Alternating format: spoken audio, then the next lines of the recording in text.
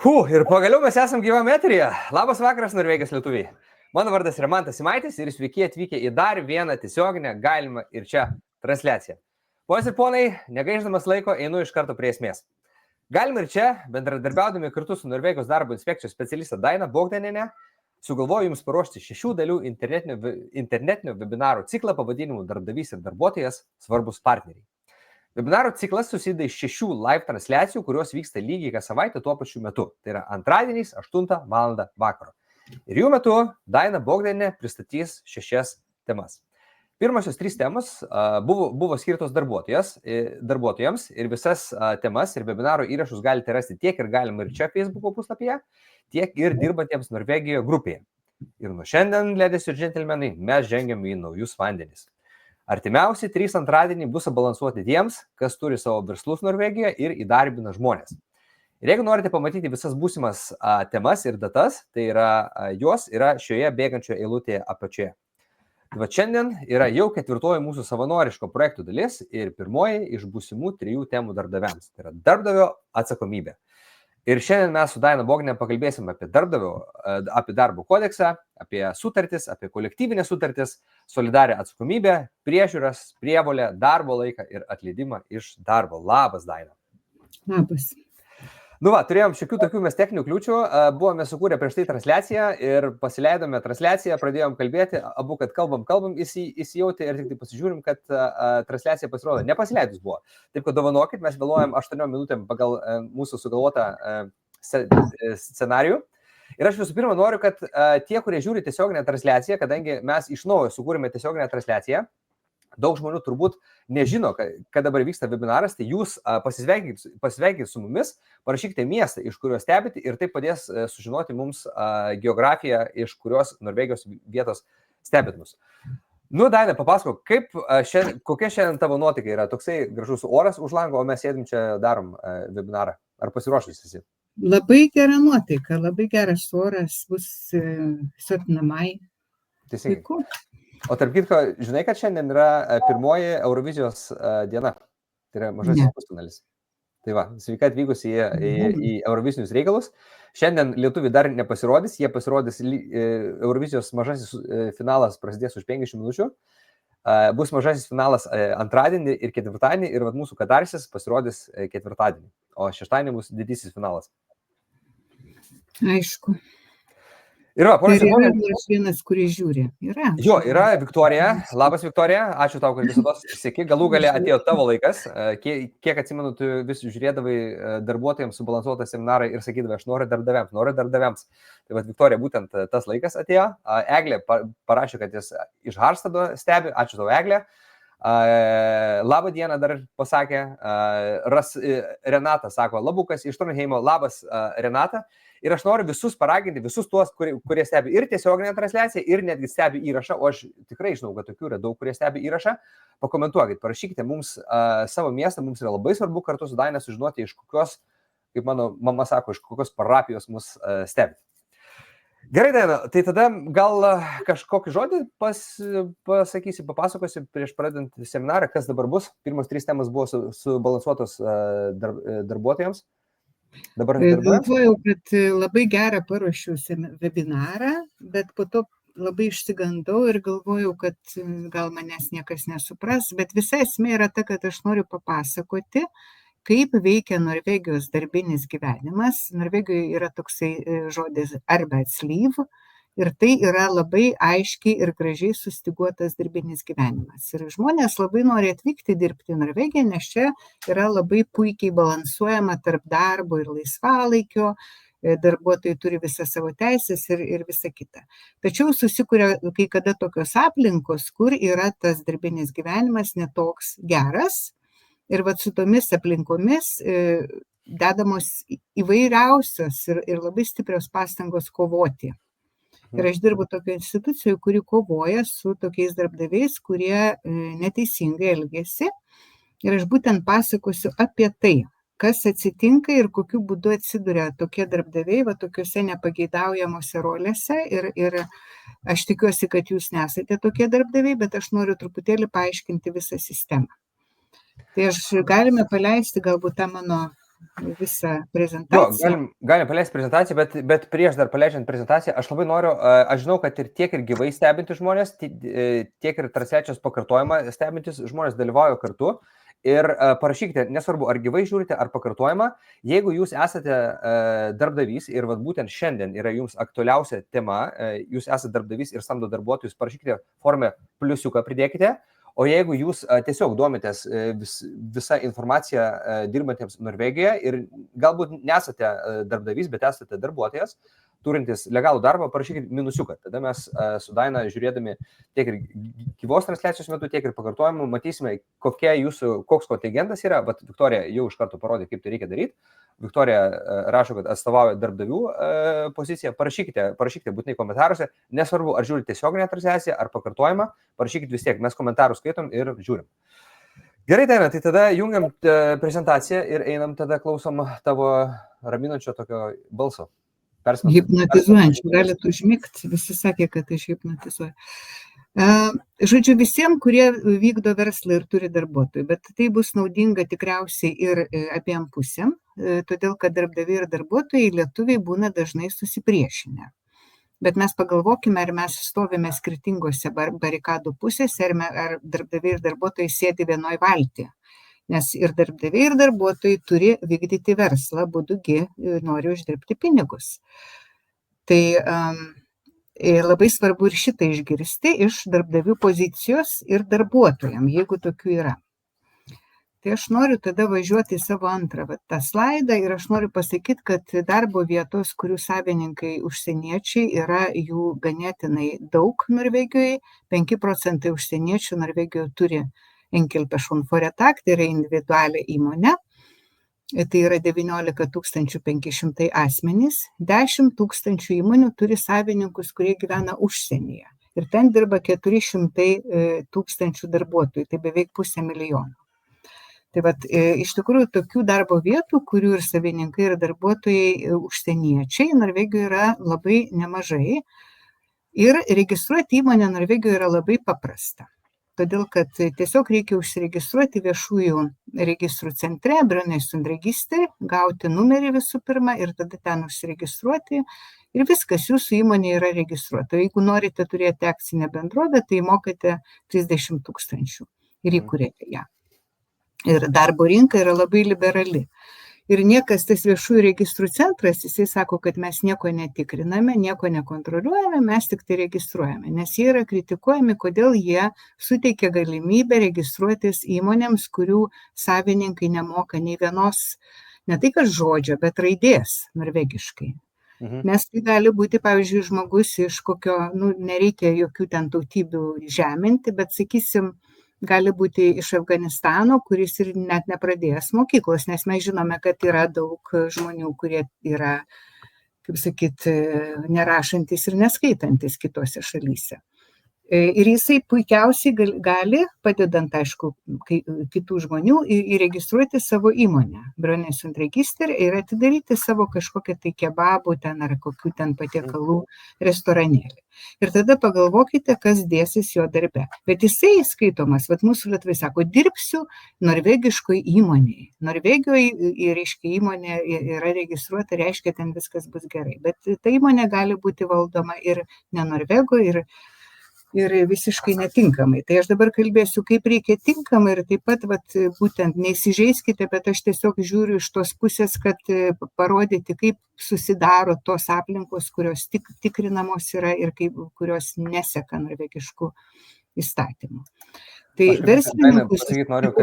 Kad mes turime žmonių, tie, kurie jau yra samdantys darbuotojus, turi savo verslus ir gali pasakoti kaip profesionalam. Ir turime keletą žmonių, kurie tiesiog domisi informaciją ir klauso tavęs. Puiku. Aš verslininkus tikrai labai gerbiu ir aš pati norėjau ir studijavau netgi PAI, bet aš supratau, aš 6 metus dirbau verslo įmonėje, kad aš nenoriu būti verslininkė. Tai yra per sunku paprasčiausiai, nes verslininkai privalo žinoti įstatymus, jie turi finansinę atsakomybę, jie ima paskolą iš banko, jie atsako už klientus, jie turi pagaminti, paruošti, atsakyti, dirba dieną naktį. Už darbuotojus atsako, turi atsakyti iš saugiai sveiką darbo aplinką, mokam algas, mokesčius už darbuotoją ir, reiškia, turi apdrausti žmonės nuo nelaimingo atsitikimo darbe. Taigi masė yra atsakomybių, nors Lietuvoje yra toksai, kaip sakant, retorika arba naratyvas, kaip žinome tokius žodžius, apie tai, kad verslininkas yra tik tai tas, kuris vairuoja Teslą ir jisai savo ramiai išvažiuoja į Balį arba į Maldyvus ir tenai atostogauja, gulėdamas pliaže. Bet taip iš tikrųjų nėra. Nes žmonės daro pinigus ir juos uždirbti yra labai lengva, reikia atlaikyti konkurenciją ir taip toliau. Tai tada klausimas, man atrodo, kad norint turėti verslą, reikia turėti iš tikrųjų gana didelės žinias, reikėtų 3 metų vos ne mokslo, mažiausiai, mano galva, o Norvegijoje to nereikalauja. Tai be to Norvegijoje užsieniečiai darbdaviai arba lietuvis darbdavys gali būti jisai toksai atrodyti darbuotojams piktas ir truputį nesuprantamas. Kodėl? Nes jisai gali būti, kad neturi pasiruošimo, jisai pats bijo, jisai turi labai didelę atsakomybę ir per didelę ją turi. Ir aišku, jis nori uždirbti pinigų ir nori uždirbti pinigų greitai ir daug dažnai. Nesupranta norvegiškų įstatymų ir kultūros ir nemoka vietinės kalbos ir neturi bendravimo įgūdžių. Tai vat toksai darbdavys, toksai neigiamas personažas, jisai labai dažnai tada bijodamas pats, žinote, kas psichologiškai išeina. Jeigu tu bijai pats, jeigu tu pats nesaugus, tu pasidarai kaip kaktusas. Labai piktas ir puoli tą, kuris silpnesnis. Ir labai dažnai puoli tu savo darbuotojus. O gal tu galėtum man paaiškinti, ką reiškia neturi pasiruošimo, ką norėjai pasakyti šitą? Neturi pasiruošimo daryti verslą, visiškai neturi žinių apie jokį verslą. Gyvena žmogelis, moka galbūt įkalti vieni į sieną ir nusprendžia, važiuosiu į Norvegiją ir įkursiu savo verslą. Aš esu mačius. Labai dažnas variantas yra, kad puikus amatininkas sugalvoja įmonės valdytojų pasidaryti. Ir amatininkas nuo įmonės valdytojo yra labai nutolę. Tai čia yra jau brain drain, čia yra protų nutekėjimas ir apie tai mes dabar nekalbam. Bet mes kalbam apie tuos drąsius žmonės, kurie atidaro savo verslą. Ir kai kada jie yra tikrai nuostabų žmonės ir tikrai gali jiems sektis, bet kai kada ne. Tai vat aš išaiškinu, kodėl gali nesisekti ir kodėl jisai gali būti piktas, nes jisai atsakomybę prisijėmė per anksti. Ar matėte žmogų, vaiką, kuris atsistojo ant mamos batų aukštakulnių ir bando paeiti? Mergaitė. Jinai nukris, jinai nepaeis. Tai čia lygiai tas pats. Žmogus nedaugęs iki tokios yra rolės. Būti verslininku, būti darbdaviu. O dabar nuo šitos įžangėlės aš noriu pereiti prie įstatymų ir pasakyti, kas reguliuoja Norvegijoje darbo santykius, kokie įstatymai. Tai pirmiausia yra darbo aplinkos įstatymas ir poįstatyminiai aktai arba atsmilioloven. Tai darbdaviai turi šitą visą žinoti, darbo aplinkos įstatymą. Darbo inspekcija yra konsultuojanti institucija. Taip pat kolektyvinės sutartys gali reguliuoti, tai sudaromos tarp darbdavių ir darbuotojų organizacijų, individuali darbo sutartis tarp darbdavio ir darbuotojo, darbo inspekcija konsultuoja ir taip pat gali būti vadinama personal handbook, tai yra personalo vadovas arba darbovietės vidaus taisyklės. Tai visa tai, kas yra viršuje ir apibrėžta raudonai, tai yra būtini įstatymai, kurie galioja visiškai, absoliučiai visoms darbo vietoms ir visiems darbo santykiams Norvegijoje. Ar tu dirbi 1 dieną, ar tu dirbi 3 dienas, ar tu atvažiavai kaip aktorius pavaidinti ir taip toliau. Aš atsimenu, mes kažkada tai 2005 metais darbo inspekcija tikrino Oskaro Koršunovo pastatymą Tos akys, ar 2007 gal buvo, kai Stavangeris buvo sostinė Europos. Ir jie tikrino, nes Oskaras buvo sugalvojęs, kad aplink kubus tokius stiklinius turėti žmonės tokiais povandeniniais liepteliais. Ir tada atrodė, kaip jie eina po vandeniu, nes kai saulė nusileidžia, tai tada vanduo pakyla ir tų lieptelių nesimato. Darbo inspekcija atvažiavo, sako, negali būti, nes čia yra nesaugu. Darykit kažką, tai transliuoti. Taip, tai yra tikras faktas. Dabar, ir nieks ten neįrodė, kad čia sukišti milijonai visokių pinigų ir čia reikia įgyvendinti kūrybinės visokias svajonės. Bet aišku, buvo tie kubai pastatyti ir žmonės ėjo per tuos leptelius ir aš mačiau premjerą ir per vandenį, bet iš tikrųjų buvo reikalavimai pastatyti tokie, kokie galioja Norvegijoje, kad turi būti saugu aktoriui.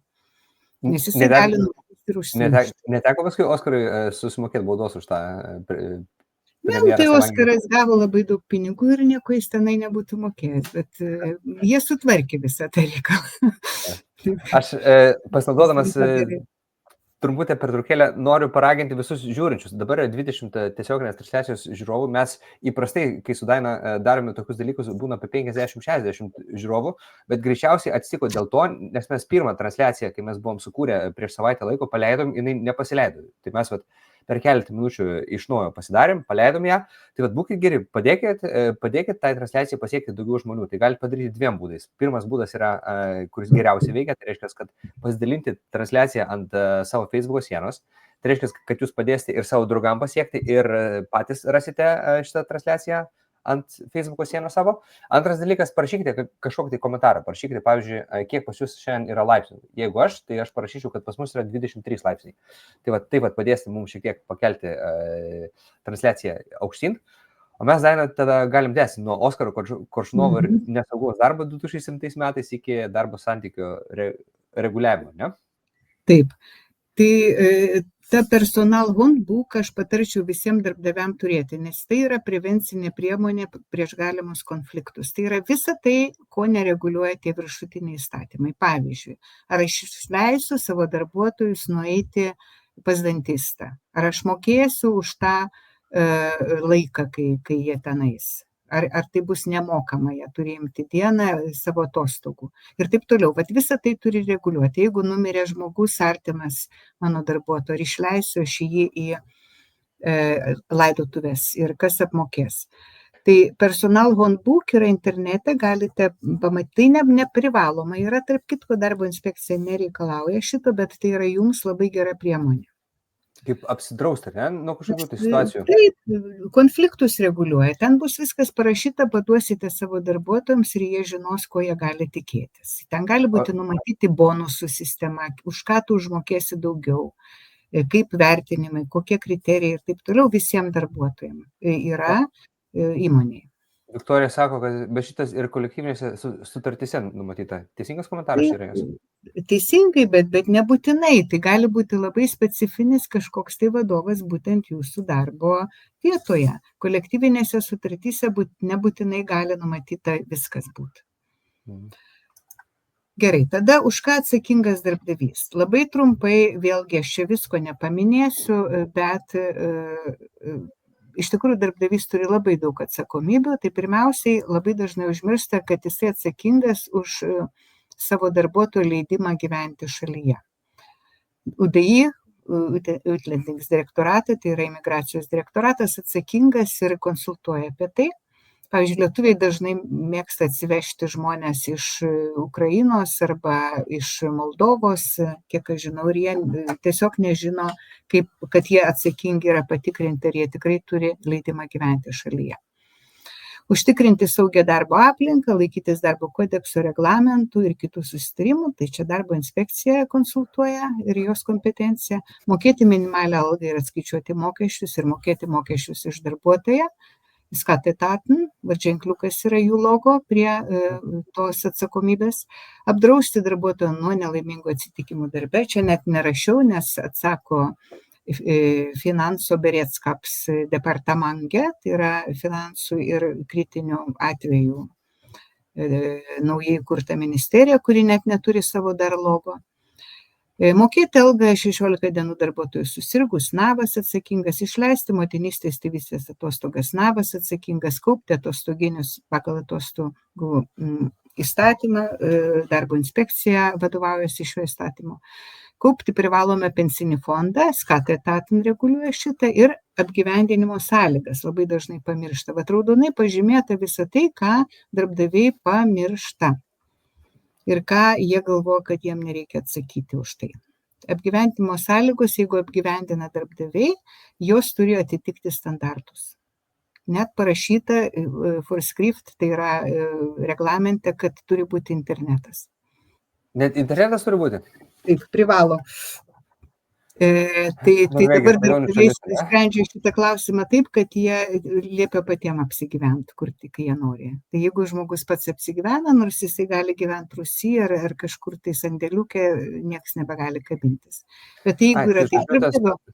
Tas paskutinis yra, jeigu darbdavys sugalvoja padėti darbuotojui apsigyventi, tada jis turi išpildyti visas sąlygas ir turi internetas būti, bet jeigu jis tos dalies nesutarė kartu su darbuotoju ir darbuotojas pats apsigyvena, jis gali gyventi kur nori, kad ir be tualeto, tarkim. Taip, jisai tada kur nori gali gyventi, skalbti rūbus ežere ir taip toliau. Tai čia jau yra atsakomybė, kuris įgyvena ir jokia institucija tikrinti šito negali. Bet jeigu darbdavys apgyvendina, yragi tokie darbdaviai, kurie veža darbuotojus, tai jie atsiveža, apgyvendina, nuperka bilietus. Aš nežinau, ar dabar daug tokių yra, bet yra dar. Tai va tada jie atsako už apgyvendinimo sąlygas. Įdomi informacija. Na ir dabar kitas dalykas. Eurovizija bus fone. Fone. Ne mes fone Eurovizijos, bet Eurovizija fone mūsų. Tai labai dar tikimasi Norvegijoje rūpestingo požiūrio darbuotojų ir darbo pritaikymo. Tai neužmirškite lygių galimybių. Tai yra, nežiūrim, ar gražus, negražus, senas, jaunas, kokia odos spalva, kokia nosies forma, kokia įgalus, neįgalus, vis turi būti lygios galimybės sudarytos visiems ir galima apskūsti lygių galimybių tam kontrolieriui. Jeigu įdarbinate žmogų, kuris, kaip sakant, jums patiko, bet netitiko kriterijų ir yra įtariama diskriminacija. Iš darbdavio tikimasi, kad rūpinsis darbuotojų gerovę, kad pritaikys darbo sąlygas ligos, nėštumo ir negalios atvejais ir užtikrins, kad darbdavys palankė psichosocialinę darbo aplinką. Ir dėl to turi būti dialogas ir bendradarbiavimas su darbuotojais. Turi būti medarbeidersamtale arba utviklingssamtale, tai yra pokalbis darbuotojo su darbdaviu kiekvienais metais vieną kartą. Ten yra, kai kalbama apie algą, kai yra kalbama apie savo perspektyvas įmonė, galbūt galimybę mokytis, įmonė išleidžia kartais ir algą netgi moka. Tai vat, iš to yra tikimasi iš darbdavio Norvegijoje, bet ne visada, aišku, patikrinama ir iš tikrųjų šitų dalykų niekas netikrina, nes jų patikrinti neįmanoma, nes skaitoma, kad jeigu darbdaviai labai dažnai laikosi viso to, kas čia parašyta, nors tai skamba kaip iš pasakos, bet taip, Norvegijoje taip yra, dėja, tokių darbo vietų. Bet jeigu tau nepatinka, tai tu gali susirasti kitą darbdavį, kuris viso to laikysis, visų šitų gražių lozungų. O klausyk, dar man toksai klausimas iškilo, pavyzdžiui, tu ilgą laiką dirbi darbo inspekcijoje. Ir jeigu kažkoks skundas ateina iš darbuotojo, kaip yra įprasta jūsų darbo aplinkoje žiūrėti į tą skundą? Ar, pavyzdžiui, iš darbuotojo ateina skundas, kad išnaudoja darbdavys?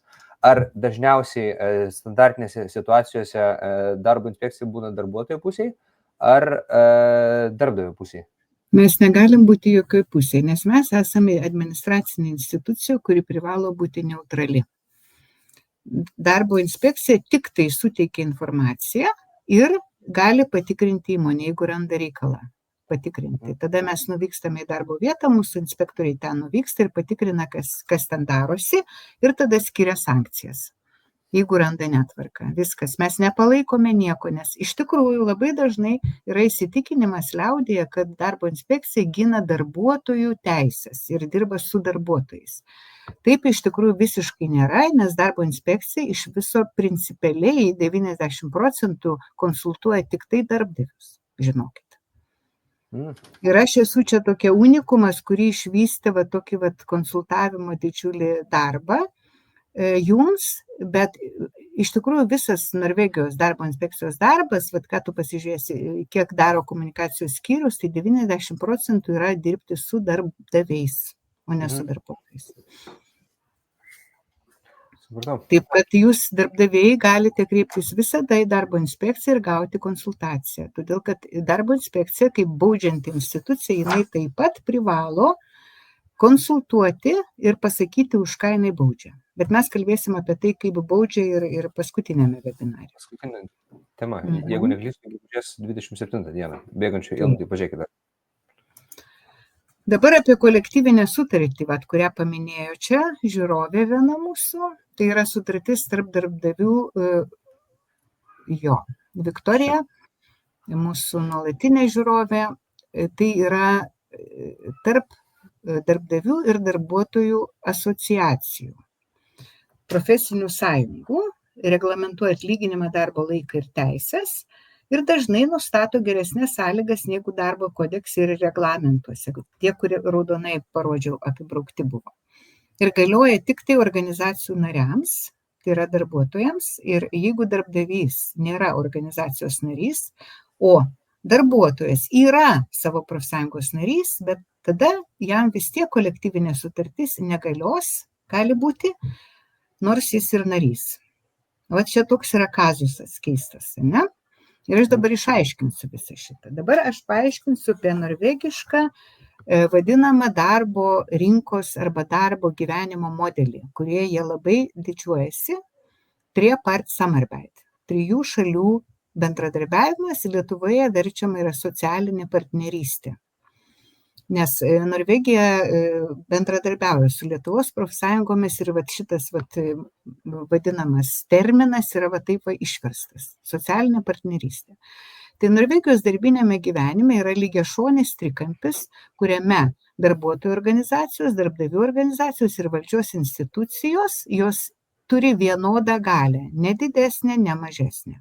Ir tarp jų vyksta pasitikėjimas, dialogas ir bendradarbiavimas. Kai tuo tarpu Lietuvoje valdžia yra didžiausia ir stipriausia, po to eina verslininkai su savo pinigais, irgi gana stiprus draugauja su valdžia ir tik tai po to yra profsąjungos. Tai valdžia nėra paskirstyta tolygiai. Ir jeigu mes pasižiūrėsim dar geriau šitą norvegišką modelį, ar ne, tai pasižiūrėkime.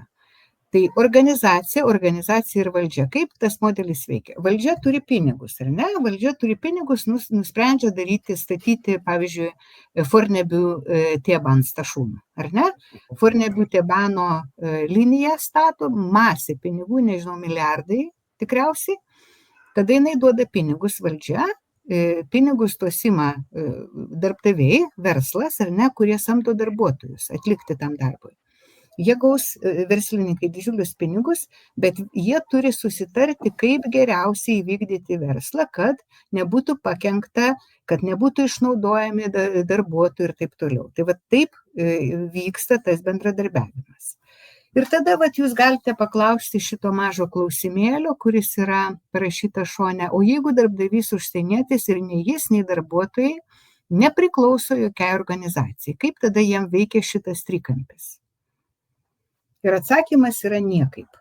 Jie iškrenta iš šitos sistemos visos.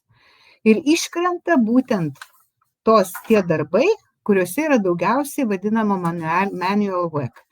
Tai yra darbas, kaip aš išverčiau savo terminologiją, kurio negali atlikti iš namų ofiso. Tai yra statyba, žuvininkystė, transportas, žemės ūkis, valymas, maitinimas, apgyvendinimas, automobilių priežiūra. Šitame gražiame ružavame burbule veikia šitas visas trikampis, kurį aš ką tik parodžiau, darbdavys laikosi įstatymų, darbuotojai žino savo teisės ir vyksta bendradarbiavimas. Bet visos tos įmonės, kuriuose yra daug užsieniečių ir vadovai yra užsieniečiai ir savininkai yra dažnai užsieniečiai ir darbdaviai ir darbuotojai yra užsieniečiai. Visose šitose manualinėse profesijose, kurias reikia atlikti, išeiti iš namų. Ir tenai susikuria tas toksai bardakas, liaudiškai pavadinus, ir dėl to vyriausybė daro viską absoliučiai, kad tą viską sutvarkyti. Dabar jūs galite pasakyti, kodėl tose profesijose nedirba norvegai? Atsakyk. Ką tu pasakysi? Jie tingi ar kaip tau atrodo? Nežinau, iš tikrųjų, dažnai iškyla toksai klausimas ir aš vieną straipsnį kažkur skaičiau, gal NRK, gal VG buvo parašęs, kad norvegai nebenori dirbti to blue collar work, o visi nori būti jogos instruktoriais, slidinėjimo mokytojais ir savęs suradimo gurų. Tai galbūt ir mentalitetas, galbūt ir tas mūsų konkrečiai lietuvių užsispyrimas, pavyzdžiui, mechanikai arba valymo darbuose efektyviai stengiasi dirbti, bijo dėl savo darbo vietų ir taip galbūt geriau atlieka darbą nei vietiniai. Aš galiu pasakyti taip, gali būti iš vienos pusės taip, mes atvažiuom su labai aukšta darbo morale. Lietuviai, pavyzdžiui, yra tikrai labai darbštus ir aš asmeniškai buvau irgi labai darbšti, kol man buvo pasakyta vieną dieną, kad klausyk, Daina, baigtų čia skambinti juristam ir klausinėti apie savo tuos, ką jam atsakyti lankytojams, žinai, kurie pas mane ateina verkdami, nes aš penktadienį sėdėjau ir dirbau. Buvo labai karšta vasaros diena ir priminėjau lankytojus ir išdirbau 5 metai jau darbo inspekcijoje. Ir atėjo žmogus su baisia tragedija. Ir aš paskambinau savo juristei, kuri darbo inspekcijos ten jie buvo kitam pastate ir paklausiau, klausyk, ką jam atsakyti. Tai jis man pasakė, aš dabar tau neatsakysiu, sako, nes mes dabar valgom ledus su braškėm. Oho. Ir tai buvo 1 valanda penktadienio vakarą. Tai vat ir Viktorija panašų komentarą pasakė. Aš nenoriu kritikuoti norvegų, bet jų yra kitoks požiūris. Tai aš po to susipratau ir nustojau tiek daug dirbti. Bet aš taip pat noriu pasakyti, kad norvegai pabėga iš šitų profesijų dėl to, kad jie nenori dirbti ten, kur ateis lietuvis ir dirbs už 3. Nes jam bus daromas netiesioginis spaudimas irgi taip dirbti. Kitas dalykas, kad yra atvežamų tokių darbuotojų, jų buvo kažkada tai labai daug. Pavyzdžiui, atveža statybinę brigadą statyti hitų kažkur tai kalnus. Ir jie sako, mes statom hitas visą naktį ir dieną, ten juk šviesu yra. O norvegas, jeigu jisai statytų tas hitas, jeigu norvegas būtų statybininkas, tai jisai 4 valandą, jeigu jam šviesu, jisai nori eiti namo, jisai nori eiti žvejoti, jisai nori grilinti mėsytę su savo kaimynais, ar ne? O lietuvis, kur jisai eis? Jo čia stovi mašina ir jo čia yra 5 kiti lietuviai, su kuriais jisai leis laiką, tikriausiai gers degtinę. Tai geriau jisai jau padirbs ir užsidirbs daugiau pinigėlių. Tai vat atsitiko toksai išsikreipimas. Aš nesakau, ten norvegai teisingai daro ar imigrantai teisingai daro, bet visa esmė, kad atėjo kita kultūra.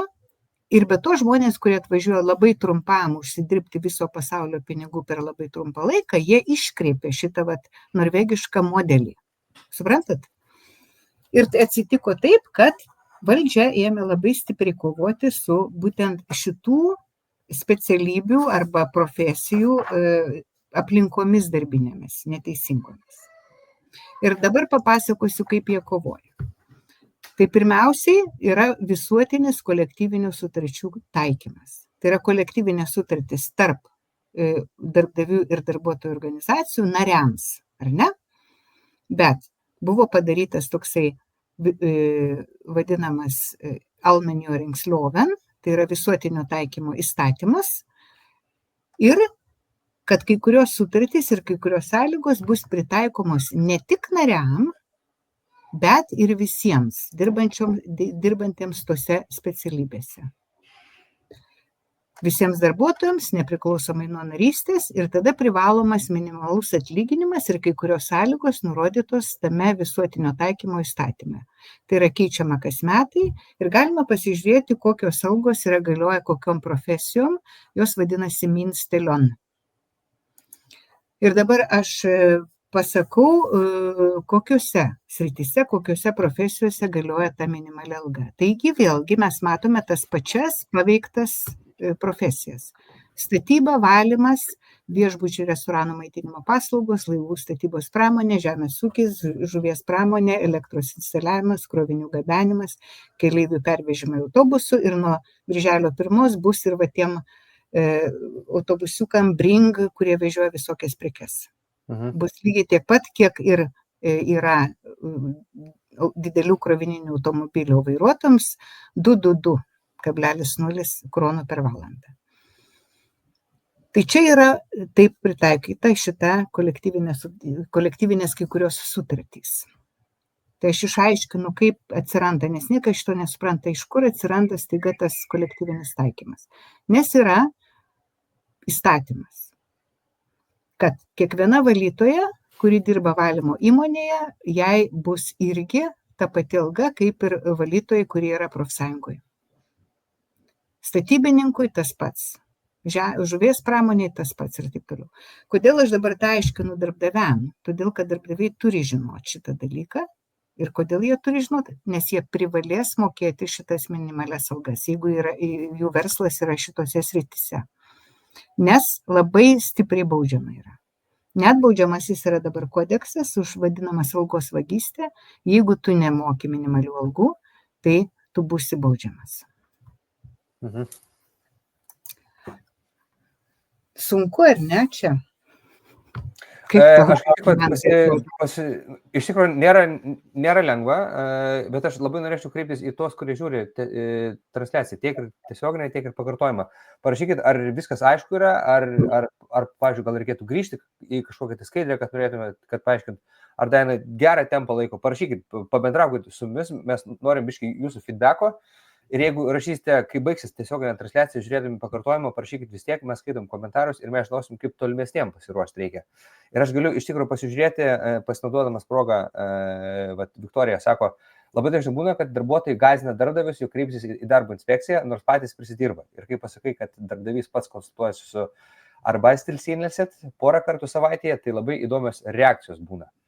Ir Ingrida Gailė sako, darbdaviai nesamdo norvegų, nes jie nepakelia darbo ir nenori dirbti greitai ir daug. Be to ir pinigų nori daugiau už darbą nei užsieniečiai. Dabar ant bangos darbuotojai iš Nepalo. Ir... Jo, aš sutinku labai su Ingrida, bet kita vertus, žinokit, dabar yra per paskutinius 15 metų iš viso toksai mobilumas darbuotojų ir kad tu gali pasimti darbuotojus iš kitų šalių ir po to visą tai, ką pasakoju aš čia dabar, jiem atrodo kaip iš kito pasaulio, jie sakys, mes sutinkame dirbti ir už 50 kronų, tie iš Nepalo, pavyzdžiui, ir miegoti virtuviai toj pačioj. Mes norime. Bet norvegai šito neleis. Nes Ingrida ir visi kiti, jeigu kurie dirba maitinimo, pavyzdžiui, toje sferoje, ar ne, restoranai, sakysim, tai dabar įsivaizduokit, 2 restoranai stovi. 2 restoranai, viename restorane viskas baltos staltiesės, viskas tvarkinga, veikia HMS, yra Verne Ombud, žmonės nedirba viršvalandžių, labai gerai sustatyti tie budėjimai ir gauna tenai visus pinigus, kurie priklauso, absoliučiai. Ir nemiega ant grindų, ir žodžiu, viskas švaru, gerai ir taip toliau. Kitoje gatvės pusėje yra restoranėlis, kurį atidarė, pavyzdžiui, Afganistano pabėgėlis, nepradėjęs mokyklos, ir jisai tiesiog pagal savo supratimą įkūrė ten tokį kažkokį restoranėlį, kuriame priėmė savo irgi tautiečius, kuriem labai gerai miegoti ant grindų, jokių HMS tenai nėra, žodžiu, ir viskas visiškai ne taip, kaip Norvegija reikalauja. Ir paveikė tas restoranėlis kažkiek tai laiko, tas abudu tie restoranai. Dabar viename restorane su baltom staltiesėm maistas kainuoja, kaip jums atrodo, brangiau ar pigiau už tą afganistaniečio restoraną? Man atrodo, brangiau. Taip, kainuos brangiau. Ir visi klientai eina pas afganistanietį ir sako, oi, kaip gerai tenai pigu ir taip skanu ir ten, žodžiu, viskas labai gerai, nes kainuoja ten 100 kronų patiekalas. O pas tą su baltom staltiesėm neįsim, nes ten 300-400. Nesvarbu, kad tenais gal labai irgi skanu, bet mes tenai neįsim, nes mums per brangu. O ką daro valdžia? Tai kokia konkurencija susidaro? Čia vadinasi nesąžininga konkurencija. Taip vadina norvegai. Valdžia nori išnaikinti afganistaniečio restoraną. Ir jie eis, ir jie tenai tikrins, ir jie galiausiai jį uždarys anksčiau ir vėliau. Tai veikia šitą visą tikrinimo sistemą. Dabar kas dar seka? Iš kolektyvinių sutarčių, vadinama informavimo ir priežiūros pareiga, kurios irgi nesupranta daug kas, vadinasi posėplikt. Išsinuomoti darbuotojai turi turėti tokias pačias sąlygas, kaip ir tiesiogiai įmonėje dirbantis tos pačios profesijos darbuotojai. Tai jeigu yra tokių darbo vietų, kurios išsinuomoja darbuotojus, ar ne, žinot, kad jūs ateina darbuotojas, kuris pas jūs nedirba, bet jisai atėjęs iš kitos įmonės, nes jūs tiesiog tik tai paslaugas samdote. Bemaningas, ta prasme. Jo, arba bemaninga, arba taip. Gerai, pailiustruosiu tiesiog pavyzdžių. Pavyzdžiui, mūsų darbo inspekcija turėjo valytoją savo ir jinai dirbo darbo inspekcijoje, bet dabar jau 5 metai mes samdome iš Vikar biuro arba iš kažkokios Renjorings firma. Tai yra valytojų valymo įmonės. Tai mūsų prievolė yra prižiūrėti, kad ta valytoja, kurie ateina pas mus tik tai valyti, kad jinai turėtų geras darbo sąlygas. Ir mes turime užtikrinti, kad yra dokumentacija, kad mes matome popierius, kad mes matome jos darbo sutartį ir kad mes galime tai patikrinti. Tai vat, mes kaip darbo inspekcija. Tai jeigu netgi pas jūs ateina į darbovietę kažkas tai atlikti kažkokių tai paslaugų per įdarbinimo įmonę, jūs turėtumėte irgi turėti kažkokią tvarką, kad jūs patikrinate, ar tam žmogui viskas yra gerai. Ir dar yra kitas dalykas, vadinama solidari atsakomybė subrangos grandinėje, solidar ansvar. Tai yra tose šakose, kur yra visuotinis kolektyvinių sutarčių taikymas, rangovai ir subrangovai gali tikrinti tiekėjus ir subtiekėjus ir yra atsakingi, kad jie sudarytų privalomas nustatytas sąlygas ir mokėtų teisingus atlyginimus savo darbuotojams. Jie gali ir privalo tikrinti tiekėjų dokumentus, o paslaugų pirkėjai taip pat turi teisę įsitikinti, kas tiekia paslaugas ir kokiomis sąlygomis dirba paslaugas atliekantis darbininkai. Ir aš va čia vakar sėdėjau ir nupaišiau tokį paveikslėlį. Tai dabar įsivaizduokit, generalinis rangovas labai dažnai jau nebenori samdyti pas save žmonių. Jie tada pasisamdo kitus rangovus, kurie atliks darbus. Pavadinam E rangovas, F rangovas ir G rangovas. Bet pas juos irgi nėra žmonių. Ten jie tik organizuoja. Pas juos nėra jokių statybininkų. Ir tada tie EFG pasisamdo subrangovus. A, B, C ir D, pas kuriuos jau dirba žmonės. Ir tie žmonės turi sutartis raudonom rodyklėm pažymėtą su savo darbdaviu, tik tai. Bet jų darbdaviai privalo turėti sutartis su aukštesniais rangovais ir netgi su generaliniais rangovais. Generalinis rangovas privalo prižiūrėti, mėlynos rodyklės, kas darosi pas subrangovus. Vidurinės grandies rangovai taip pat privalo, fioletinės rodyklės, prižiūrėti, kas darosi pas subrangovus. Gali patikrinti dokumentus pareikalauti, gali patikrinti absoliučiai visų popierių pareikalauti ir taip toliau. Nu ir dabar va čia va raudonai pažymėta viena darbuotoja pas C subrangovą, jinai pavyzdžiui, jai nepatinka darbo sąlygos, jai atrodo, kad jinai dirba blogesnėmis sąlygomis negu kiti ir negavo dar algos. Ir jinai gali, pirmiausia, aišku, kreiptis į savo darbdavį, tai yra C subrangovą, bet jeigu tas darbdavys nieko neatsakė arba ją pasiuntė, tai jinai gali kreiptis aukščiau pas G arba pas generalinį rangovą ir gauti savo algą.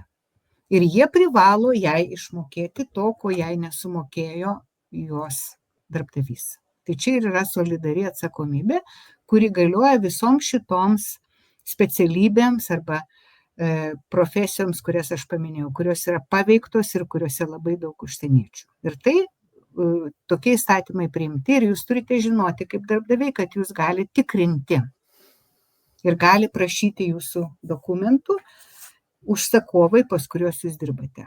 Jūsų vardenio pavardenio sutarties gali paprašyti, timelistų ir lionšlipų ir visko, ir jie turi teisę tą daryti. Aš dar iš tikrųjų, dar nepaklausiu mūsų žiūrovų turbūt pagrindinio klausimo. Aš pamiršau jūsų paklausti, kokią jūs sritį reprezentuojat, kurioje srityje dirbate, turite savo verslus. Tai parašykite komentaruose, kokiuose srityse dirbat, gal statybose, gal valymo darbai, gal tarkim maisto pramonė, gal dar kažkas. Tai parašykite komentaruose, mums labai įdomu susipažinti yra su kontingentu, visų kontingentų, kur žiūri mūsų webinarus. Ir dar parašykit, gal aš čia nusišneku, jums gal visiškai neįdomu. Aš kaip tik Neringa Krasauskinė žinojo, kad tu pasakysi ir prieš 5 minutės parašė, sako, labai informatyvus webinarai, aiškiai dėstamos temos. Ir turbūt dar Viktorijos klausimą galėtumėm paklausyti, sako, ar įmonė turi jūs tikrinti, kad jūs suteikėte jam tinkamas sąlygas dirbti ir laikotės visų HOMS įstatymų. Ar supratai klausimą tą, jis man kažkaip? Ar įmonė turi jūs, ką reiškia mane? Vat irgi, Viktorija pati... Ar darbo inspekcija įmonė gali tikrinti? Gal darbo inspekcija? Nežinau, Viktorija, patikslink klausimą šiek tiek. O mes tada galime eiti prie darbo laiko. Jo, darbo laikas... Kaip tik rašo, sako, statybos ir tie. Man tai, ar turi savo įmonę, ar esi samdomas darbuotojas? Parašyk dar papildomai, įdomu sužinoti. Darbo laikas labai svarbus darbdaviam, nes aš jau sakiau, kad savo ankstesniuose webinaruose, kad dėl darbo laiko labai yra požiūris kitoks, nes jie neskaito, kad jeigu tu dirbi už 3, tai čia labai gerai ir mes tau paplosim. Jie galvoja, kad vagiamas yra darbas iš kito žmogaus. Ir visomis priemonėmis yra neleidžiama dirbti viršvalandžių. Pavyzdžiui, jeigu tu turi antrą darbą, tai tu moki daug daugiau mokesčių. Mhm. Jo, tai įprastas darbo laikas 9 valandos į dieną ir 40 valandų į savaitę. Viršvalandžiai tik esant poreikiu ir su apribojimais. Labai griežta turi būti darbo laiko apskaita, to labai reikalauja darbo inspekcija, labai žiūri tikrai ir papasakosiu paskutinėme webinare. Ir kai kas turi suminę darbo laiko apskaitą.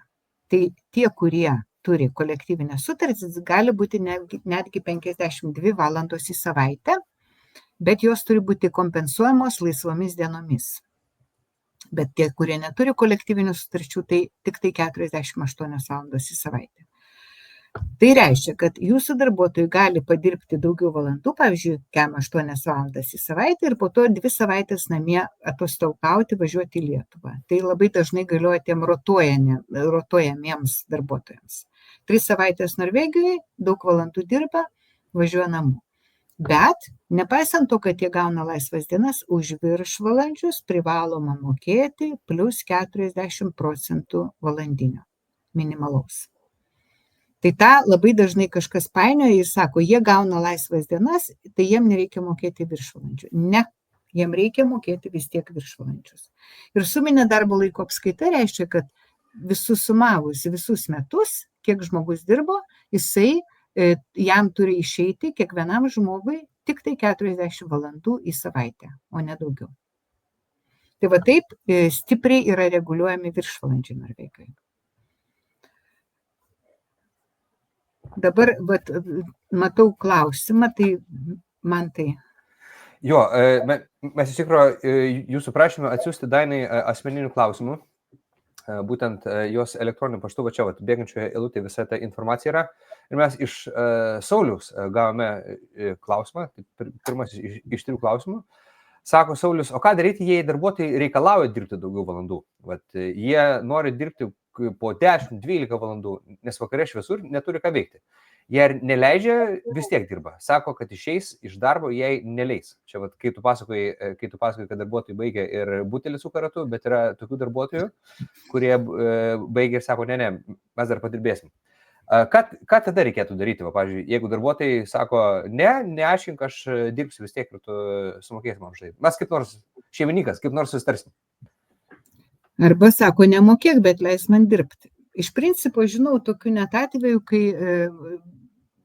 sakė darbdaviai, kad mes neleidom dirbti, o jie vis tiek dirbo, ten lipo, ten statė tas hitas, nes naktis labai šviesios. Taip, aš sutinku, visą naktį gali būti šviesu.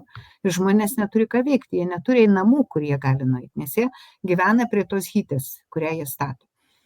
Tai atvykę darbo inspekcijos pareigūnai stebėjo, filmavo ir gavo labai didelės baudas darbdavys, nes darbuotojai taip elgėsi. Tai jeigu jūs norite pakenkti savo labai darbdaviui, tai darbuotojai gali taip elgtis, bet darbdaviai turėtų išaiškinti, kad negalima to daryti, nes tai yra pažeidimas labai didelis.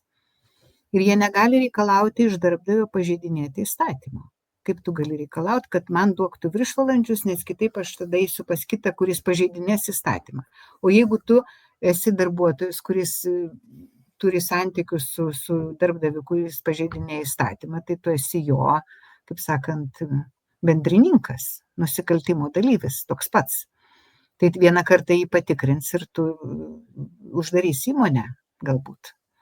Bet čia tokia labai slidi situacija. Pavyzdžiui, aš kaip supratau iš Sauliaus klausimų, aš dar kartelį galiu uždėti jį ant ekranų, jis nepilnas, tilpo ten keletą žodžių. Trūko. Jei darbuotojai reikalauja dirbti daugiau valandų, aš kaip supratau, Saulius sako ne, arba Saulius aplinkoje sako ne, o darbuotojai vis tiek reikalauja. Ir jie nori dirbti po 10-12. Tai aš galvoju, kad čia tokia situacija galėtų net ir labai neteisingai būti nubaustas darbdavys. Jeigu, tarkim, situacija, ne? Taip, bet iš kur žino darbo inspekcijai? Bet čia labai gerai pasakei. Panagrinėsim šitą. Jo, o šitą, tarkim, situacija, ne? Kažkoks objektas ten kažkur tai kalnuose, statoma hitė, atvažiavę žmonės su, tarkim, transportu, pastatytas kemperis, ten yra įvestas internetas, žmonės gyvena, miega ir neturi ką veikti. Ir tiesiog išvažiuoja Saulius, o jie sėda ir dirba, žinai. Tai tada galėtų taip neteisingas sprendimas iš darbo inspekcijos būtų. O jie sako, aš eisiu dar pasikrapštinėsiu toj trobelėje, dar ten kažką padarysiu. Taip, neteisingas, bet darbo inspekcija dar dirba savo darbą, o darbdavio darbas yra išaiškinti darbuotojui, kad jisai taip nesielgtų. Nes už viršvalandžius ir dirbimą po darbo valandų, ten 9 valandą, 8 valandą vakarų, labai stipriai baudžiama yra. Tikrai, sakau, nežinau iš praktikos. Laimonas savo komentarą dar parašė, sako, jeigu darbuotojai sugeba reikalauti didesnių darbo valandų, tai tegul reikalauja iškart didesnio atlyginimo, ne dirbti norima, o algą didesnę gauti. Jo, gal kartais Laimonai, matai, yra esmė, gal tarkim žmonės yra kažkaip susiplanavę savo laiką ir jeigu anksčiau pabaigs objektą, jie galės anksčiau grįžti namo, nes jeigu, tarkim, iš Lietuvos atvažiuoja žmonės dirbti į Norvegiją, tai atvažiuoja dirbti, o ne laiką leisi. Tai tokia situacija gali būti pakankamai suprantami motyvai ir iš darbuotojų pusės, bet iš darbdavių pusės reikia.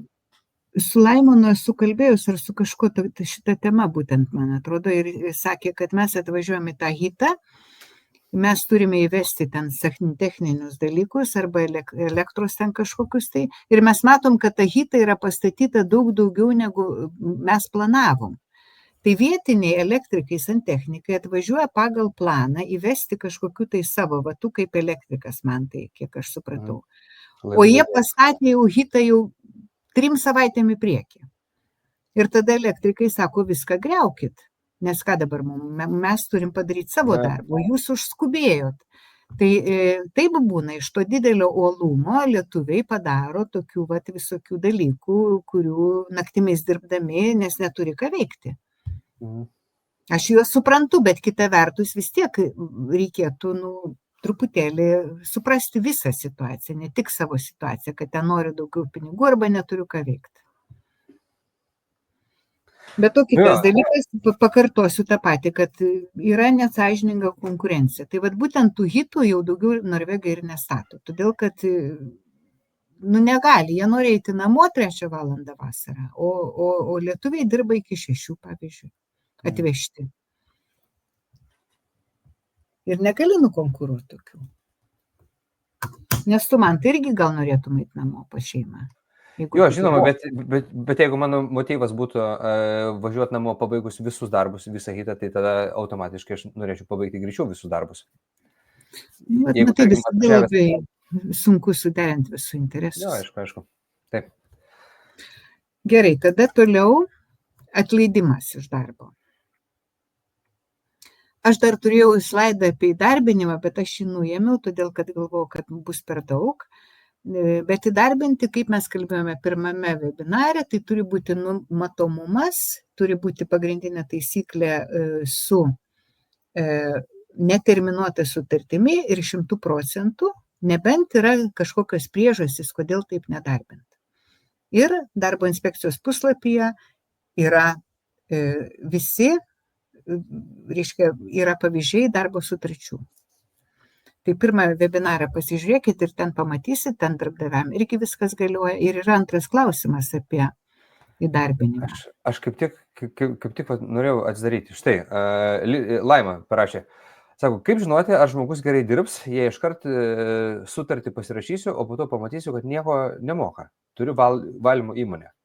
Turbūt, man atrodo, labai dažna situacija, susiranda darbdavys žmogų, kur sako, Laimut, viską moku, tu tik tai man duok šepetį, duok skuduriuką, žinau, padarysiu taip, kad nemačius dar taip.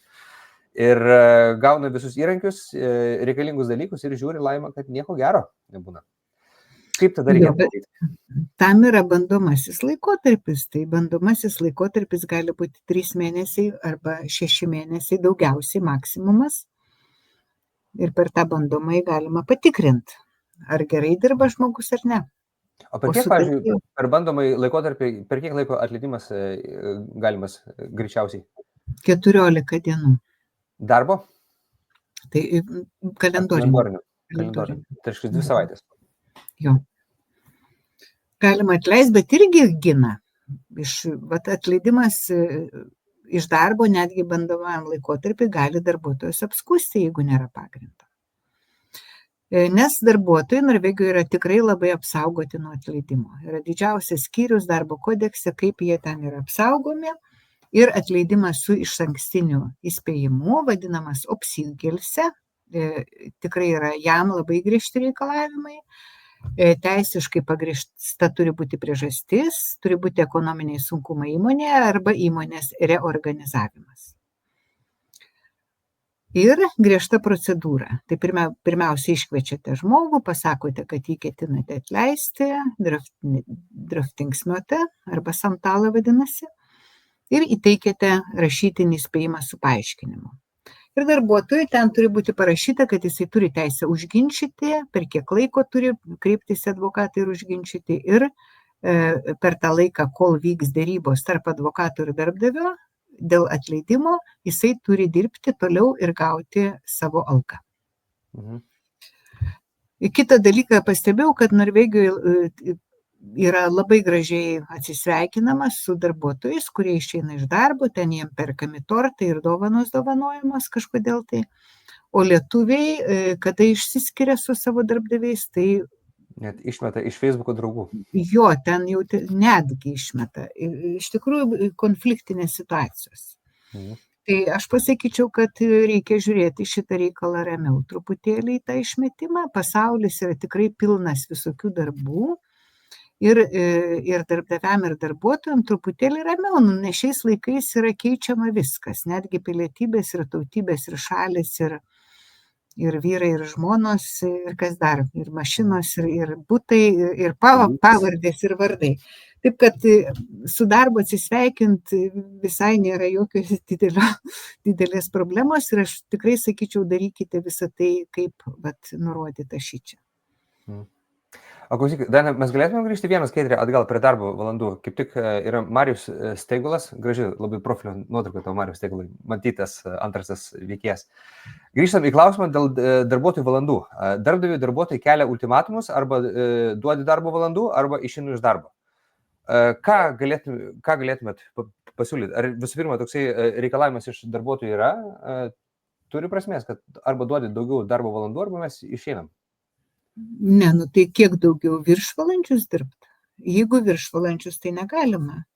Nebent ta suminė darbo laiko apskaita, kaip aš čia parodžiau, bet daugiau įstatymas neleidžia. Ir viskas, jūs negalite reikalauti iš darbdavio duoti daugiau darbo valandų, jeigu to neleidžia įstatymas. Darbdavys nėra virš įstatymo. O ultimatumą, gali jie statyti, tai visi gali ultimatumą statyti. Bet ar jis turi pagrindo Ar dabar gal labai sunku su darbo jėga, aš nežinau. Marius turi čia pats savo atsakyti šitą klausimą. Nes negali to reikalauti, paprasčiausiai. Bet aš tikrai ne iš vieno girdėjau ir Marius tikrai ne pirmas, kuris man tą sako, kad ateina žmonės ir sako, duok daugiau darbo valandų, nes kitaip aš išeisiu iš darbo tie, kurie duoda viršvalandžius man dirbti. Kaip tik, Sparta, bet tik parašė komentarą, sako, dauguma darbuotojų vien dėl viršvalandžių, tai yra papildomų valandų kiekio, tai kas yra automatiškai jų atlygio, yra emigravę iš, pavyzdžiui, Lietuvos, nes kitaip neapsimoka būti svetimoje šalyje. Kalba eina apie darbo emigraciją. Tai greičiausiai visi tie blue collar workers, norėdami gauti daugiau pinigų visą atlygį, tikriausiai tiesiogiai proporcingai sieja su pradirbtų laiku. Ir dėl to greičiausiai ir visi prašo daugiau valandų. Aš tą labai gerai suprantu, bet aš irgi paaiškinau jum, kodėl norvegai nori su tuo visu kovoti. Ir jie kovoja. Tai paaiškinau. Nieko negaliu daugiau pasakyti. Gerai, dabar atleidimas bei įspėjimo dar toksai afšėd yra. Atsisveikinimas. Labai gražus žodis afšėd, atsisveikinimas norvegiškai. Bet tai yra tada, kai tu gali pasakyti viso gero žmogui tą pačią minutę ir tą pačią dieną ir jo daugiau darbą nepriimti. Bet tai turi būti ypatingas kažkoks tai atvejis. Smurtas, kažkam tai kažką sulaužė kompiuterį, sudaužė specialiai, ar ne, paėmė kompiuterį, trenkė į žemę. Ir tada darbuotojas gali būti atleidžiamas nedelsant. Trečias klausimas čia tinkamai. Jo, aš kaip tik laukiu galimybės pateikti jį. Aleksandras sako, jeigu atėjo į darbą girtas, ar galiu iš karto siūsti namo, ar pasakyti, kad daugiau nebedirbs, Aleksandras? Žiūrint, koks girtas, man atrodytų, kad siūs namo girtą žmogų taip. Aš išsiųsčiau tikrai, todėl kad tai yra kenkia darbo aplinkai ir iš vis yra pavojinga girtam dirbti. Ypatingai, jeigu tai statyba kažkokia ten, kur pavojinga yra tokiam apsvaigusiam būti. O kokia procedūra, pavyzdžiui, ar turi būti kviečiama policijos brigada, kad girtumą alkotesterių nustatytų? Kaip reikia realiai elgtis? Ne, tikriausiai turi padaryti kažkokį tai dokumentą, kad pakviesti tą žmogų, vadovas su kitu vadovu, turi būti 2 liudininkai ir užprotokoluoti, kad žmogus yra girtas, nebūtinai ten pūsti, nes darbdavys neturi turėti. Policija nevažiuotų, tarp kitko, į tokius reikalus. Tai aišku, darbuotojas gali sakyti po to, kad jie melavo ir jie prieš mane yra susimokę ir taip toliau, bet čia jau, žinai, žodis prie žodį. Ir tada išsiunčiate namo, bet atleisti aš nemanyčiau, kad tai yra pakankama priežastis. Nebent girtas atėjęs kažką tai išdaužė, kažką tai primušė, kažką tai sugadino. Agresyvus, ne? Tarkim. Jo, labai agresyvus buvo, kėlė pavojų, tai tada. Bet tai turi būti personalo dalykas, personal sak vadinamas ir kalbėtis, keli viršininkai galėtų kalbėtis ir nuspręsti, ar laikyti toliau tokį žmogų ar ne. Darbę pasikalbėti su žmogum. Gal jis turi problemų, gal jį reikia gydytis siūsti. O klausyk, Daina, pamodeliuokim situaciją. Tarkim, pervežimų įmonė turi darbuotojus, ne? Ir vienas darbuotojas ateina pirmadienį, sako, tarkim, Kęstai, įmonės savininko vardas Kęstai, žinok, atsitiko tokia problema, vakar važiavau, girtas, atimė teisės, neturi teisių. Šiandien pas tave atėjau blaivas, neturi teisių, o mano darbas yra vairuoti automobilį. 2 metus neturėsiu teisių. Kaip tada reikia elgtis? Ar tai yra atleidimas, ar tai yra permitėringas, ar tai...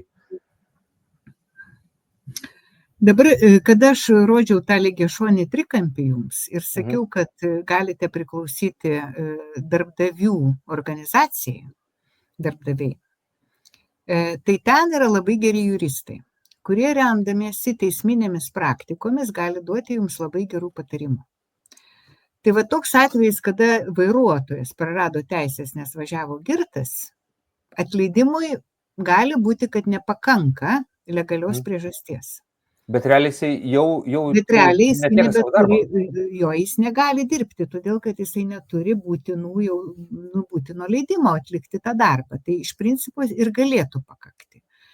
Tai čia tik tai konsultuojantis su advokatais jūs galite rasti sprendimus tokiais atvejais.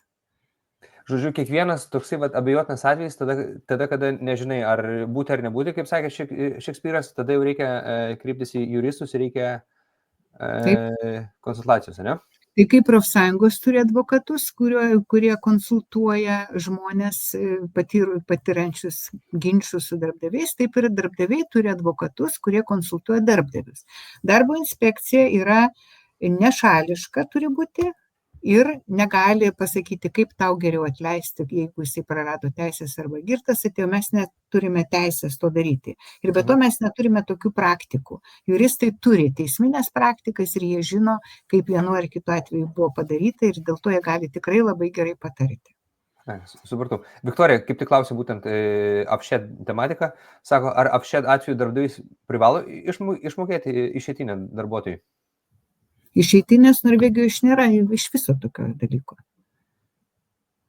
Darbuotojas, jeigu atleidžiamas tą pačią dieną, tai jisai atleidžiamas tą pačią dieną, nes išeitinė nėra, tiesiog yra atidirbimo laikotarpis, per kurį darbuotojas dirba ir jam mokama yra alga.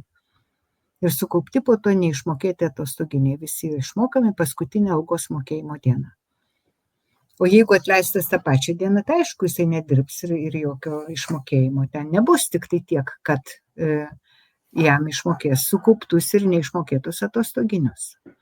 Ir be to va šitas kitas dalykas, kad labai dažnai sakoma, kad tu man padarai nuostolių dabar, nes aš tave turėjau dabar šiandien atleisti ir dėl to aš tau nemokėsiu algos arba atostoginių, mokant paskutinį kartą. Aš išskaičiuoju tau iš algos. Tai žinokite, darbdaviai, kad negalite jūs to daryti, jūs turite viską išmokėti, o jeigu tikrai darbuotojas padarė kažkokią tai žalą, tai ta žala turi būti įrodyta kvitais, policijos pranešimais, kad kažką tai pavogė. Ir tik tai tada galite išsiieškoti, keldami finansinį ieškinį savo darbuotojui. Tam pačiam darbuotojui, ne? Jo, bet iš algos jam išskaičiuoti negalit, nes visa sistema yra tokia, kad darbuotojas išėjo iš darbo, jam nesumokėjo paskutinės algos, jisai kelia finansinį ieškinį, kad sumokėtų tą paskutinę algą ir jam turi sumokėti. O tu negali pasiaiškinti, kad aš jam išskaičiavau, nes jisai pasiėmė ten kažkokį grąžtą, kuris kainuoja ten tiek ir tiek tūkstančių. Tu turi įrodyti, kad jis tikrai pasiėmė tą grąžtą ir tada jam, tam darbuotojui, kelti finansinį ieškinį. Nesvarbu, kad ir, pavyzdžiui, situacija yra, tarkim, darbuotojas yra betonvežio vairuotojas ir jam reikia nuvežti betoną į kažkokį objektą, kur jo laukia jau, tarkim, 20 darbuotojų, ten 2 baltų šalmų, 2 žalių šalmų, savininkas ir va tas betono vairuotojas, tarkim, ateina girtas ir kažką tai padaro ir negali to padaryti. Vis tiek, jam reikia sumokėti pinigus, jam reikia atskaityti, paglostyti. Paglostyti nereikia. Su kastais dantim ir paskui išsiieškoti. Jo, o po to žalą tą įrodyti, kad aš turėjau pasiūsti kitą žmogų, pasamdyti gal iš bemanning biuro kitą betonuotoją, nes tas atėjo girtas ir jam mokėti dar dvigubai ir sustojo darbas ir ten buvo delspinigiai, dar kažkas tai ir tada aš išsiieškau. Taip, pagal įstatymus tvarka yra tokia. Viktorija labai gerą komentarą prieš 10 minučių parašė, sako, o kas darbdaviai, kas apsaugos? Jo, aš labai sutinku su jumis ir sakiau, kad tikrai labai daug yra reikalavimų darbdaviam, bet darbdaviai, kaip sakoma, turi tą vadinamą steering threat. Tai yra valdymo teisė, valdyti savo įmonę ir darbdaviai turi, tiesiog turėti tokią uoslę kaip ir, kad su tokiais žmonėm nedirbti. Bet to Norvegijoje yra kaip darbo liaudės šalyje, kurią valdo darbo partija, yra labai tikrai ginamos darbo žmonių teisės. Tai darbdaviai tą žinokite. Tokie įstatymai yra. Na ir viskas, beveik priartėjau prie galo, tai įstatymų nesilaikymo pasiekmes yra ganėtinai nemalonios darbdaviam, tai gali būti darbo inspekcijos sankcijos, baudos, teismai. Baudžiamoji atsakomybė yra už tą lønnstyveri, nepakankamą užmokestį darbuotojams, nemokėjimą minimalios algos arba prisiteisę darbuotojų kompensacijas. Tai, kad to neįvyktų, reikėtų žinoti įstatymus, visus susitarimus įforminti raštu, bendradarbiauti su darbuotojų atstovais, kreiptis į kompetentingas institucijas, aiškiai ir nekonfliktiškai bendrauti ir jūsų pagalbininkai darbo gyvenime gali būti buhalterijos įmonė, regioniniai saugos atstovai, profesinės sveikatos priežiūros įmonė ir darbo inspekcija. Apie RVO ir BHT mes kalbėsime sekančio seminaro, tai yra webinaro metu. Ir kiti webinarai bus gegužės, kokia čia, 20, HOMS planas ir priemonės, tai iš darbdavio pozicijos. Ir paskutinis 27 diena gegužės, kas ką tikrina ir kaip bendrauti. Tai pasakysiu, kas gali pas jūs ateiti į svečius ir kaip reikėtų bendrauti ir elgtis su tikrintojais. Kokius kyšius pirkti, kokius saldainius tikrinti? Ne jums. bet puodelių kavos galite vaišinti ir netgi galite nupirkti bolerį bulkučių. Kartais valgo. Ačiū už dėmesį. Nu ką, ponės ir ponai, turėjom nuostabią prezentaciją. Jūs yra 30 ir jūs visi begėžiai, nei vienas nepaspaudėte Dainai Bogdanienei laiko. Tai padarykite tokį dalyką. Laikai yra tarsi gėlės mums, sintetinės ir skaitmeninės gėlės, bet vis tiek kvepia. Taip, kad paspauskit laiką, pasidalykit šitą transliaciją ant savo Facebook'o sienos. Jūs patys suprantat, kad Facebook'as ir su savo algoritmais labai dažnai dingsta visi tie įrašai ir reikia eiti tada arba į galimą iš čia puslapį į videos live ir tada surasti juos, arba į dirbantiems Norvegijoje formą ten scrollinti. Taip, kad pasidalykite ant savo Facebook'o sienos, iš karto surasti pas save. Ir ką, ponės ir ponai, Daina Bogdanienė, vėl nepriekaištinga moteris, parengė jums prezentaciją, kuri užtruko valandą laiko. Sėdėjo, vietoj to, kad sėdėtų dabar su vandens stiklinė ir grilium kažkokiu tai. Sėdi prie kompiuterio ir daro transliaciją jums. Laimonas Vinikaitis padėkojo. Linas Gedaminskas sako, antrą laidą, kur rasti. Linai, nueik į galimą ir čia videos ir ten tarp reelsų aš esu įdėjęs visus šitos laidos įrašus. Taip pat pasižiūrėk. Viktorija sako, iš viso, jeigu turėčiau milijoną kronų, tai už 900 000 nupirkčiau Dainai gėlių. Čia ta reiškia. Ingrida sako, ačiū Jums už darbą ir laiką, kurį mums skiriate. Eligijus sako, ačiū. Ačiū visiems, man atrodo, kad visai gerai gavosi, ne, Daina? Jo, norėčiau dar klausimų sulaukti, nes man atrodo, kad tą informaciją dar reikėtų truputį pavirškinti jums. Tai jeigu turėsit klausimų, visada atsakysiu, visus atsakiau. Tai galite padaryti, iš tikrųjų labai paprastai, galite arba parašyti asmeniškai Dainai, jeigu, pavyzdžiui, jūsų klausimas yra kažkoks tai slaptas ir norite, kad tik tai dialogas būtų tarp Dainos ir jūsų, tai yra bėgančioje eilutėje e-mailas, o jeigu galvojate, kad tas klausimas padės ir kitiems žmonėms susigaudyti situacijai, taip pat parašykite į formą, į komentarus ir Daina per savaitę, gal kitą savaitę, gal dar kitą savaitę, kada turės laiko, prisės ir atsakys į komentarų sekciją. Tai man atrodo visai neblogai, ir atsibūdo žmonės. Ir Alma sako, ačiū labai, ir Jolanta sako, ačiū labai, ir Eglė dėkoja. Nu ką, ponės ir ponai, dar kartelį, su jumis buvo ne kas kitas, o mūsų žavioji Daina Bogdanienė, moteris, kuris savanoriškai jums aukoja po 2 valandas laiko vien tik tai kalbėdama ir dar kiek tu laiko užtrunka pasiruošti transliacijai? Tai aš turiu jau tų visų webinarų, tikriausiai kokią 1 dieną. 1 dieną visą, ne? Reikia apgalvoti dar viską sudėti. Tai įsivaizduokit, tai vertinkit tą dalyką, tikrai tokio aukšto kalibro specialistas iš darbo inspekcijos nedažnai lankosi tiesioginiam eterį. Taip, kad dar kartelį, Daina Bogdanienė, Norvegijos darbo inspekcijos komunikacijos skyrius ir Mantas Simaitis. Ačiū Jums labai, pasimatysim kitą antradienį, lygiai už savaitės laiko, 8 val. Aš labai tikiuosi, kad kai paspausim live, kad vėl nebus tokios nesąmonės ir nekalbėsim niekam. Taip, kad iki pasimatymo visiems už savaitės laiko. Viso. Iki.